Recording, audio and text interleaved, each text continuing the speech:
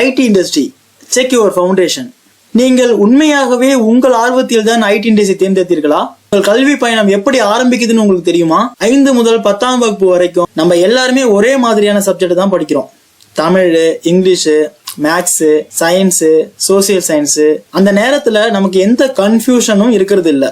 ஏன்னா எல்லாரும் ஒரே சிலபஸ் தான். ஆனா 10ஆம் வகுப்பு முடிஞ்சதும் நீங்க உங்க வாழ்க்கையில முக்கியமான ஒரு முடிவு எடுக்கக்கூடிய கட்டாயத்தை இருப்பீங்க. அது என்ன முடிவு தெரியுமா?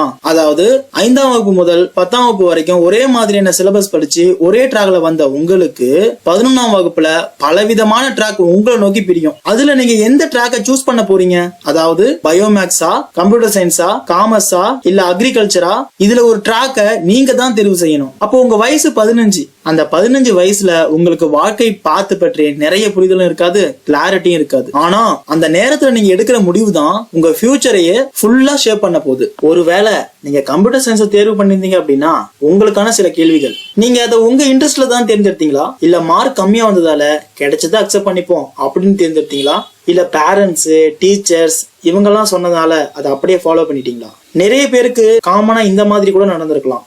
அதாவது நானாலாம் கம்ப்யூட்டர் சயின்ஸ் தேர்வு பண்ணல, ஆனா என்னுடைய பெஸ்ட் ஃப்ரெண்டுக்கு கம்ப்யூட்டர் சயின்ஸ் பிடிச்சதால அதை அவன் செலக்ட் பண்ணிட்டான். 5ஆவதுல இருந்து 10ஆவது வரைக்கும் அவனுடைய ஒன்னா படிச்சதுனால எனக்கு அவனை பெரிய மனசு இல்லை. அதனால அவன் ஜாயின் பண்ண அதே கம்ப்யூட்டர் சயின்ஸை நான் ஜாயின் பண்ணிட்டேன். இந்த மாதிரி சில பேர் சொல்லுவீங்க, எனக்கு இதை பிடிச்ச குரூப்லாம் இல்ல, நான் பல பேர்கிட்ட விசாரிச்சேன், அவங்க இந்த குரூப்பை தான் பெஸ்ட்னு சொன்னாங்க, அதனால நான் ஜாயின் பண்ணேன் அப்படின்னு சில பேர் சொல்லுவீங்க. இப்ப கேள்வி என்ன அப்படின்னா, இப்போ நீங்க கம்ப்யூட்டர் சயின்ஸை சூஸ் பண்ணிட்டீங்க.